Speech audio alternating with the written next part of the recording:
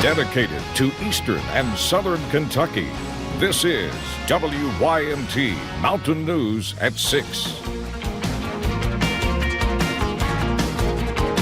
Good evening again. Tonight, miners who say they want their money protest on the tracks in Pike County. They tell us Quest Energy has failed to pay them.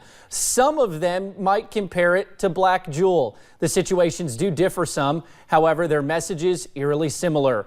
Give us what we are owed. WYMT's Buddy Forbes is at the protest site to begin our live breaking news team coverage. Buddy, good evening. Several miners are here with their families, and they say more are expected to show up anytime. The men say they have worked for 2 weeks without pay. They came home from work Thursday after a 17-hour shift, expecting a paycheck Friday, but that check never came. They were told to wait until Monday, and then the date was pushed again. Now they are just trying to make sure they get what's owed to them. The engine has left the tracks, but the coal and the miners remain. I don't know what else to do but try to stop the train from taking our coal out of here. If they want to pay us for what we worked, we'll let the train go. But if not, we're going to stand right here. We'll stand here for every other coal miner that's ever been beat out anything. It just ain't right. Will, we reached out to Quest Energy, but their offices are already closed for the day. All right, buddy, thank you. Now, if this situation does sound familiar at all, it's because it is. This is a very similar situation as Black Jewel, but it is not exactly the same. Our Connor James is there live now. Connor, you and I both covered the Black Jewel situation extensively. How is this similar and how is it different? Let's first start with what's similar. Yeah, well, we did cover this quite a bit, a very similar situation. The physical nature of it at first, you have to look. These miners are on a set of train tracks blocking coal that has a significant value to the mining company they are employed or were once employed for, essentially, and they're kind of just standing here blocking it, saying they're not going to move until they're paid. That's almost the same message we heard in Black Jewel back throughout the summer. So in that regards, Will, it's really that similar nature, but like you said, there are definitely some differences with this whole process. Connor, a couple of those little differences are Quest is not in bankruptcy court, right?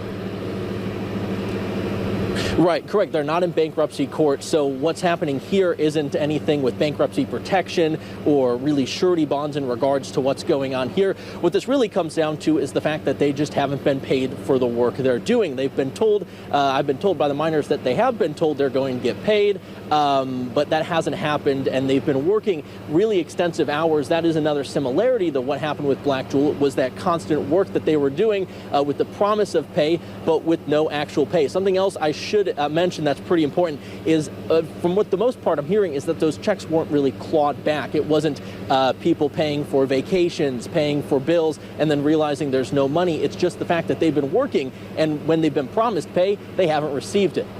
Finally, Connor, last question for you. What impact will this protest have on them trying to get that money? Right. Well, for Black Jewel, the big impact there was blocking the train on the tracks to make a statement for bankruptcy court, more or less. Since there's no bankruptcy court, what this will come down to is day-to-day operations for the mine. Since these guys are still technically, I guess, employed from what we're kind of being told, and they're still technically on payroll and just haven't been paid, that's going to impact what the mine does in the future. And obviously, this coal on the tracks that's trying to leave, it's sold. There's someone trying to buy it, and the coal on the tracks for Black Jewel, that was roughly about $1 million on those tracks. This is going to be probably in the hundreds of thousands that's sitting there, if not more. That'll obviously be a big factor in that the buyer will want what's theirs. All righty, Connor James, thank you. We'll have more on that at 11, and Buddy Forbes before him. Guys, thank you so much. Now, this all comes during an interesting development in the Black Jewel saga. Lawyers for that coal company are accusing its former CEO of fraud. Miners took to the tracks in Harlan County last summer for weeks of protests. They were fighting for pay they'd already earned. Now, Black Jewel's lawyers say former CEO Jeff Hoops took millions of dollars for personal gain. Hoops has declined to comment on the accusation. Well, tonight we are learning more about Leslie County Sheriff's Deputy Shane Lawson, who was shot in the line of duty this weekend. These are pictures of 2 of the 3 charged, Tyler France and Joseph Lawson. The third is William Mosley. He remains in the hospital tonight.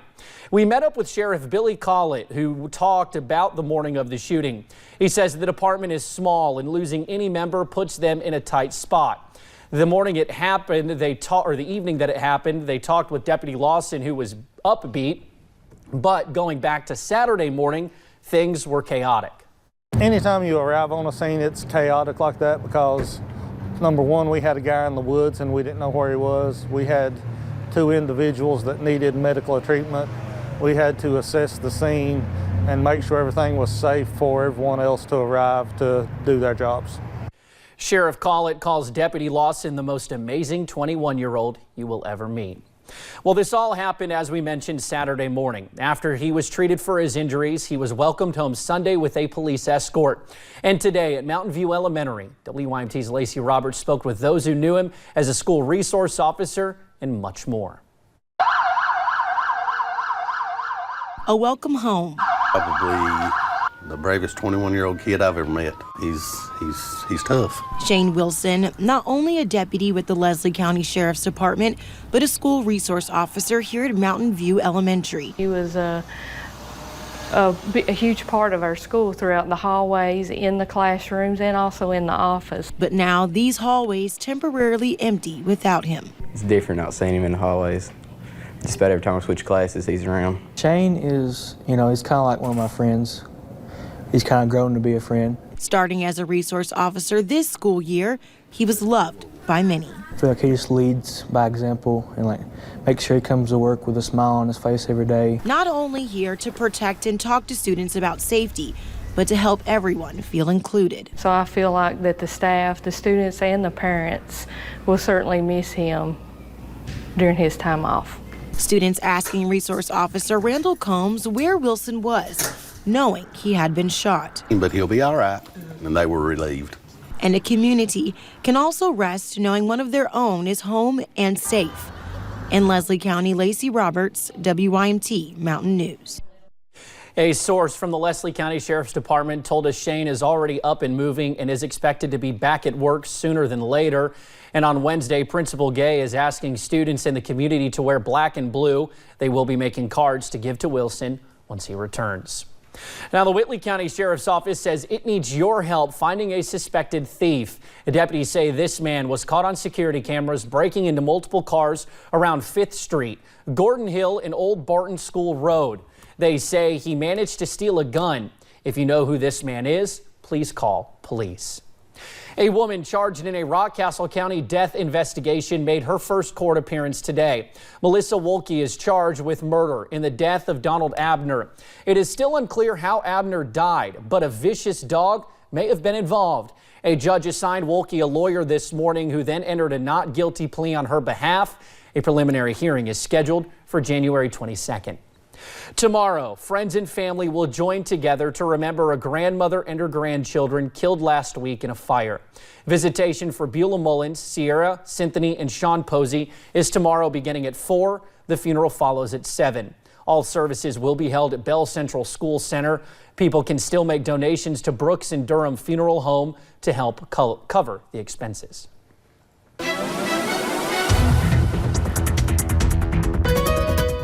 Well, we saw those clouds earlier this morning, then we saw sunshine, and now we're seeing those clouds again. So hopefully you got to enjoy the sunshine while it was here. You can see that here as we look at satellite and radar, those clouds increasing once again, and that's because another system is on its way into the mountains. Temperatures comfortable, lower 50s right now. You're seeing those 40s back into parts of Lexington, Moorhead, and even over into Louisville. But for tonight, we'll be dropping right near 50 degrees. But we are going to see those rain chances increasing and those clouds increasing as we head into tonight. Of course, I'll have all of those details coming up in just a little bit.